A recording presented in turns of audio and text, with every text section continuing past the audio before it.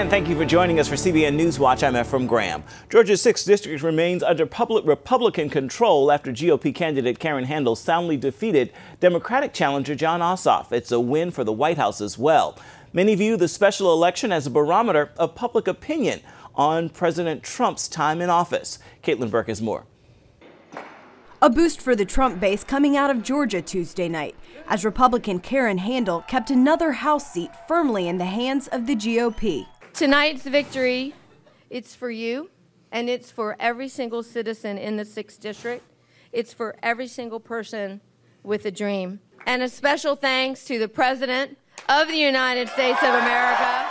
The battle to win the seat, left vacant by Health and Human Services Secretary Tom Price, smashed House race spending records. Democrats, including many from outside Georgia, along with Republicans, poured more than $50 million into the campaign. Attack ads flooded the airwaves of the Atlanta suburbs. Jon Ossoff and his liberal allies have been... Democratic candidate Jon Ossoff ran as a moderate, with some people saying he was trying to look like a Republican. Democrats saw an opening for a win in the district after Trump only won its support in the presidential election by just 1.5%. So this is not the outcome any of us were hoping for. But this is the beginning of something much bigger than us. Democrats have been trying to win a special election since their loss in the race for the White House, hoping to show that the public is turning against the Trump administration. So far, they've failed in every attempt. They also lost a less publicized race in South Carolina Tuesday, as Republican Ralph Norman beat Democrat Archie Parnell. That seat was formerly held by Republican Mick Mulvaney, who is now Trump's director of the Office of Management and Budget. President Trump was quick to react to Handel's victory, tweeting, "Things are looking great for Karen H." House Speaker Paul Ryan said in a statement, quote, "Democrats from coast to coast threw everything they had at this race, and Karen would not be defeated." Special elections aren't necessarily good predictors of the following year's congressional elections, but after yet another disappointment for Democrats, it may be time for soul-searching and finger-pointing. Heading into the 2018 midterm elections, Democrats need to pick up 24 House seats to take back the majority. Caitlin Burke, CBN News. Greg Gianforte is being sworn into Congress today. He made headlines, national headlines, after a physical altercation with a reporter. Many have questioned his stability for office. So Abigail Robertson traveled to Montana to get the full story about the man. On May 24th, the day before Montana voters went to the polls, it looked like smooth sailing for Greg Gianforte to win the state's sole congressional seat. And then... I'm sick and tired of you guys.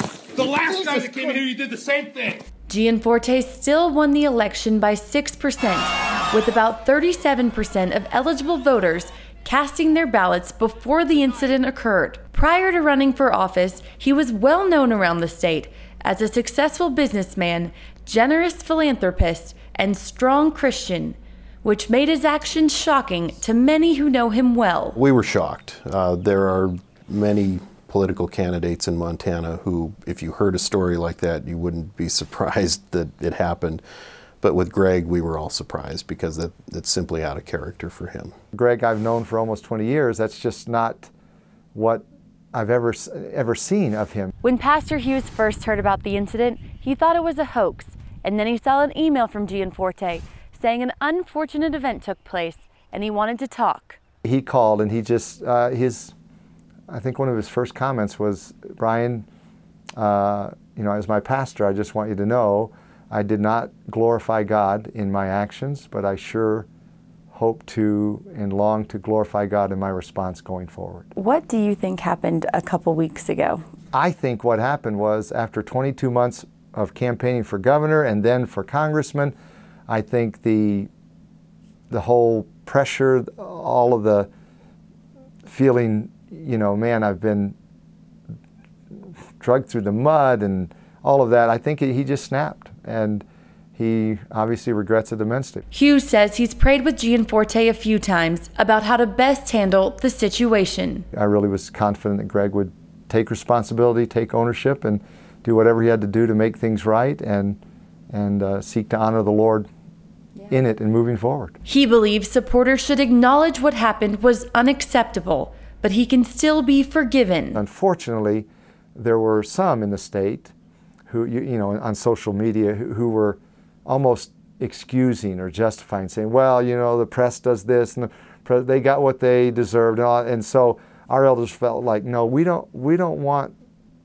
anyone to assume that's our attitude toward it, nor is it Greg's. While there were reports of some early voters trying to change their vote, many still have confidence in Gianforte. In downtown Bozeman, several people were reluctant to speak on camera, but say they still support him. And others say they have just as many questions of the media as they do of Gianforte. I'm not sure how much of it was made up and how much of it wasn't, you know, but you know, I feel like it was over-exaggerated by the press a tiny bit. I think these politicians and political figures get sort of harassed by the press sometimes, so it's not entirely shocking, but still pretty, I mean, a shameful thing. There is a diminished effect of the media pursuing public figures as much as they do. Fewer and fewer people are going to get involved. The jury's still out on whether he can move past this. I don't think Montana's going to approve of how he works in the House, and I don't think Montana approved of how he behaved the last week of his campaign. Gianforte has about 16 months to prove himself as a congressman and try to put this incident behind him before he's up for re-election in 2018. Reporting from Montana, Abigail Robertson, CBN News. Senior White House advisor Jared Kushner arrives in Israel today and joins negotiator Jason Greenblatt for meetings with Israeli Prime Minister Benjamin Netanyahu and Palestinian Authority President Mahmoud Abbas. As Chris Mitchell reports from Jerusalem, the visit is the latest attempt to forge a peace agreement between Israelis and Palestinians. Listening and learning from Israelis and Palestinians. That's what Israel's defense minister says the Trump administration is doing. They're proceeding cautiously, as should be, listening to all parties in the region, trying to find out what's realistic, as opposed to the top-down tactics of the Obama administration, which sought to impose a preconceived notion on Israel in particular and on the Palestinians as well. Trump's recent Middle East visit shows he wants to include Middle East Sunni nations in a regional peace plan, yet it might have limitations. Clearly the atmospherics in the region have improved, and the Israelis and the Saudis in particular have a common enemy in Iran. Is that going to play into Palestinian and Israeli negotiations in the way many people are hoping? I'm not sure. David Weinberg sees a big difference between the Trump and Obama administrations. The Obama administration took to hectoring Israel all the time, berating Israel. Trump has taken a different approach. Work with Israel, see what's realistic, and time to give the Palestinians a dose of reality as well. Part of that reality included reports President Trump shouted at Abbas in their recent meeting in Bethlehem. The president reportedly accused the PA leader of lying to him at the White House when he said the Palestinians are raising their children to live in peace with Israel, while official Palestinian media shows just the opposite. A White House official cautioned that an historic peace agreement would take time, so expect more visits here to Israel by Middle East negotiators Kushner and Greenblatt. Chris Mitchell, CBN News, Jerusalem. A massive cross that stood in a Florida park for nearly a half-century is being removed. A federal judge ruled in favor of the American Humanist Association on Monday.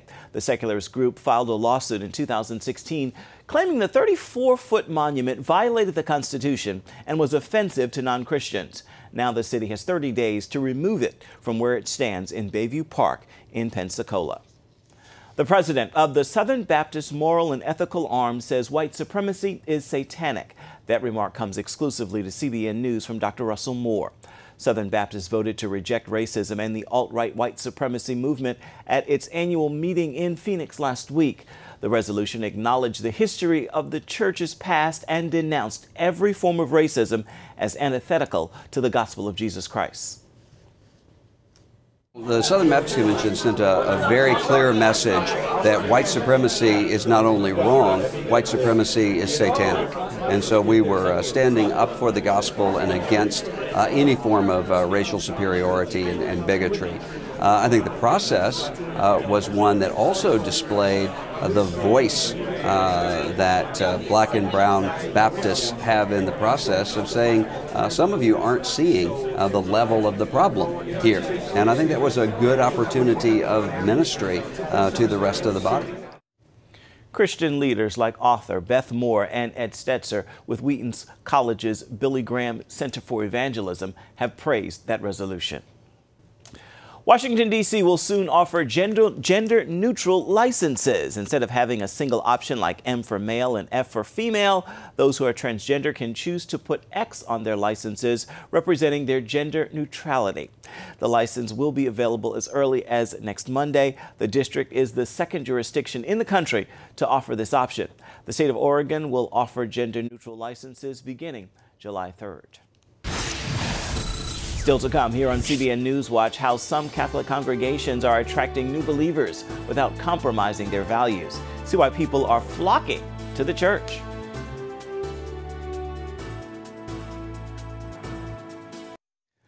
The Catholic Church is experiencing its worst crisis in 500 years. After years of scandal, attendance is down, especially among young adults. But one new revitalization strategy is working, and it's something any church could use for a 21st century transformation. Caitlin Burke shows us how and why. The Catholic Church is known for its sacred traditions. Those traditions, however, can make the church seem resistant to change. One Philadelphia parish challenged that perception when it moved to transform along with the neighborhood it serves. In the 60s, this neighborhood was half Jewish, half Irish or Italian Catholic. Over the course of 8 years, those families moved out, and now it's entirely African American. The synagogues left, but churches like St. Raymond's Catholic Church stuck around to welcome their new neighbors. I think one of the things that we seek to do, and as the pastor I seek to do, is to let folks who do not have a church home know that we're a viable option. That may seem like typical neighborhood outreach. But culturally and historically, the Catholic Church doesn't offer much to African Americans. Father Chris Walsh wanted to change that. I like to tell people that St. Raymond's is both authentically Catholic, but then also authentically Black church experience. So it takes the best of both worlds, the history, the liturgy, the teachings of the Catholic Church, and gives it very much a Black church feel as far as music, as far as preaching style, as far as worship experience. Walsh found it wasn't theology that needed to change. It was a congregation needing to convince their neighbors that St. Raymond's met their needs. When the church arrived in Rome, it had to adapt some things. Paul understood that the folks in Corinth were not the same as the folks in Galatia. And so his message at times was preached in a different way. It was always the message of Christ crucified. But he found a way to make it appealing to that local community. Author Chris Lowney uses Father Walsh and St. Raymond's as a prime example of how the Catholic Church needs to change. In his book, Everyone Leads: How to Revitalize the Catholic Church, Lowney writes that to thrive in today's world, we don't have to drink some 21st century cocktail. What we have to learn to do is just to drink more deeply from our own first century well. Lowney writes that the church is facing its worst crisis in 500 years. This is a kind of a slow motion crisis for the Catholic Church. And of course, other Christian churches are suffering some of these phenomena. So in a way, I use that phrase and use those statistics early in the book as a kind of a call to action. Lowney offers what he calls an Easter strategy. That stands for entrepreneurial, accountable, serve, transform, and reach. Looking at St. Raymond's as a model, it first established leadership teams to help manage operations, ministries, and projects. Then they gathered information about what people wanted from their walk with Christ and how the church could meet those needs. After analyzing that data, they made any changes necessary. St. Raymond's serves the neighborhood with a Catholic school, providing families a safe place for their children to learn. Philadelphia's public schools are some of the most violent and lowest performing in the country. Longtime parishioners felt St. Raymond's once depended on church welfare. Low attendance meant borrowing money to keep the doors open. Now, thanks to the cultural transformation, complete with music and decorations, people travel from other parishes to help pack the pews each Sunday. Pastor Walsh believes when it comes to reaching millennials, encouraging their involvement differs from past generations. As a church, we have to realize that it's not going to be on our terms. You know, they're not going to commit to teaching Sunday school every Sunday morning at 11 o'clock. However, they might come once a month, and they might be really phenomenal and really offer something. They might not come to Wednesday night Bible studies, but they might really be open to leading a faith-sharing group, you know, in their apartment with 4 friends. Lowney points out that even the Pope is encouraging an attitude of innovation within the Catholic Church. The Pope took his own advice recently at the annual TED conference by appearing on screen as one of the speakers. As he talked to tech company founders, artists, and cultural leaders, he surprised his audience by using modern tools of the digital age to reach them. Come sarebbe bello se alla crescita delle innovazioni scientifiche e tecnologiche corrispondesse anche una sempre maggiore equità e inclusione sociale. Come sarebbe bello se, mentre scopriamo nuovi pianeti lontani, riscoprissimo i bisogni del fratello e della sorella che mi orbitano attorno. Lowney feels this strategy is universal and can revitalize any church, no matter the belief set or denomination. For it to work, however, he stresses it can't just be from the top down, even if it's the Pope who calls for change. It requires everyone to lead. Caitlin Burke, CBN News, Philadelphia, Pennsylvania. Up next, football in the Holy Land. See what happened when the NFL Hall of Famers traveled to Israel.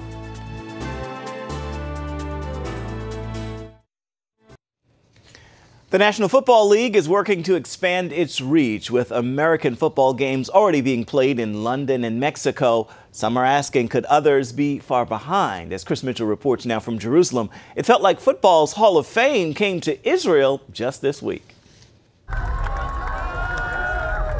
They called it Touchdown in Israel, too.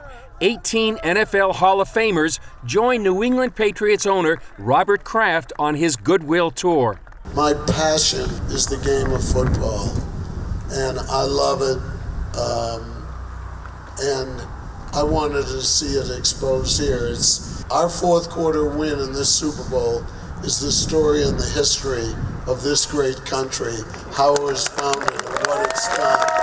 Legendary NFL players like Joe Montana, Roger Staubach, and Jim Brown made the trip. Most came for the first time. It's unbelievable. First of all, I mean, the common theme was, because 16 of the 18 had never been here. They were afraid to come in, really.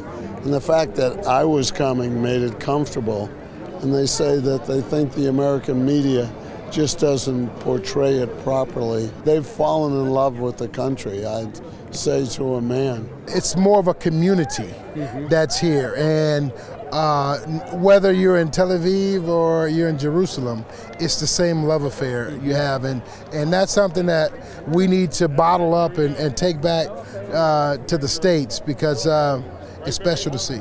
To have the opportunity to come and go to the Jordan River and be able to experience somewhere in the vicinity of where Jesus stood, and to have that experience is something that revolutionized my life.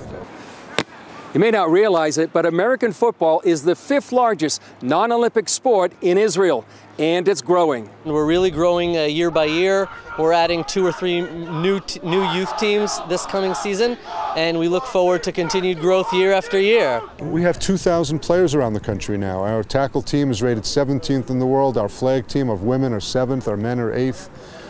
You know, we've accomplished quite a bit on the field. We have a long way to go. I play 2-on touch every Shabbat with like 10 other boys. American football is also a passion for 14-year-old Eliana and her father Eli. It was so cool because I got to meet one of the Hall of Famers, and it was really awesome because he was really friendly, and he asked me what position do I play, which is receiver, running back type of thing. It's very exciting to see some of the heroes that I had growing up who are coming to Israel and appreciating my heritage.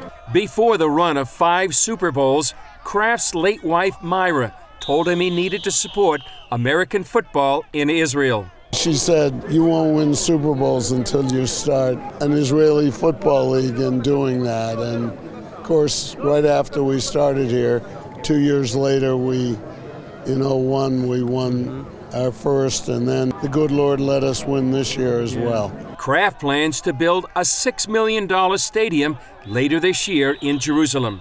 Chris Mitchell, CBN News, Kraft Family Stadium, Jerusalem. Yet another reason to head back to Jerusalem. There's more of CBN NewsWatch straight ahead. Stay with us.